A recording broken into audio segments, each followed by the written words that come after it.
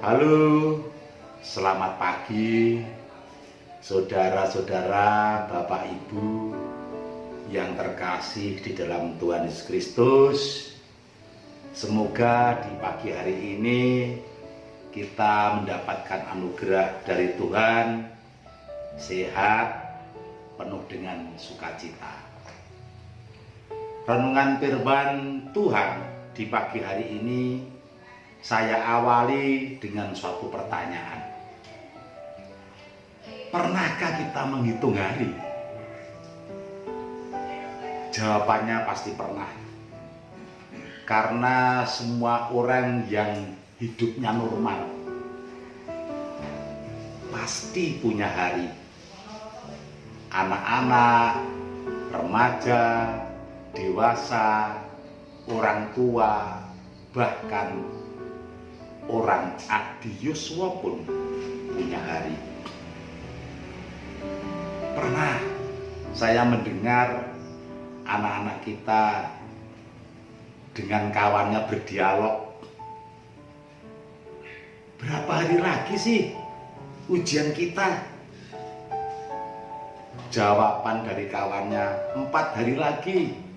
Waduh, 4 hari lagi. Saya belum belajar mata pelajaran yang akan diujikan besok. Pernah saya mendengar adik-adik kita yang akan melaksanakan persepsi pernikahannya. Calon temanten perempuan tanya kepada calon mempelai laki-laki, "Mas, berapa hari lagi sih acara resepsi pernikahan kita?" "Oh, 28 hari lagi." Waduh, saya belum dapat perias. Malah undangan kita juga belum selesai dicetak. Apalagi ada salah satu keluarga kita yang opnam di rumah sakit. Pasti kita selalu bertanya ke dokter atau para medis, kapan bisa pulangnya? Karena menyangkut biaya, menyangkut kos. Intinya, ketika kita punya tugas, punya rencana yang dibatasi oleh waktu, apalagi dalam situasi darurat, menyangkut biaya, pasti kita menghitung hari dengan cermat. Bapak, Ibu, Saudara yang dikasih dalam Tuhan Yesus Kristus, seperti yang tertulis di dalam Mazmur 90 ayat ke-12, demikian bunyinya, "Ajarilah kami menghitung hari-hari kami sedemikian, hingga kami beroleh hati yang bijaksana." Mengapa pemazmur memohon kepada Tuhan untuk diajar menghitung hari? Adakah maknanya untuk hidup? Jawaban atas pertanyaan ini akan lebih jelas ketika kita membaca Mazmur tersebut dalam edisi bahasa sehari-hari yang tertulis demikian. "Sadarkanlah kami Tuhan akan singkatnya hidup ini, agar kami menjadi orang yang berbudi baik." Pemazmur sadar bahwa hidup ini singkat. Oleh karena itu, menghitung hari itu sangat penting.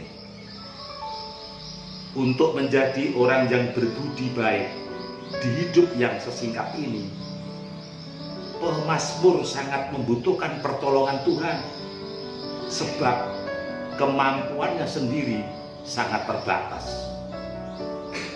Sikap pemazmur yang seperti ini sangat baik untuk kita ikuti.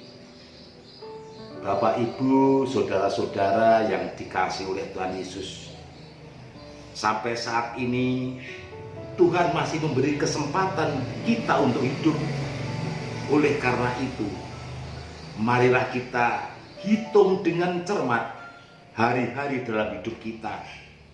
Kita mohon pertolongan kepada Tuhan agar mampu menghitung hari dan memanfaatkannya dengan baik. Dengan demikian kita murid Tuhan Yesus menjadi orang yang rendah hati, berbudi pekerti yang baik.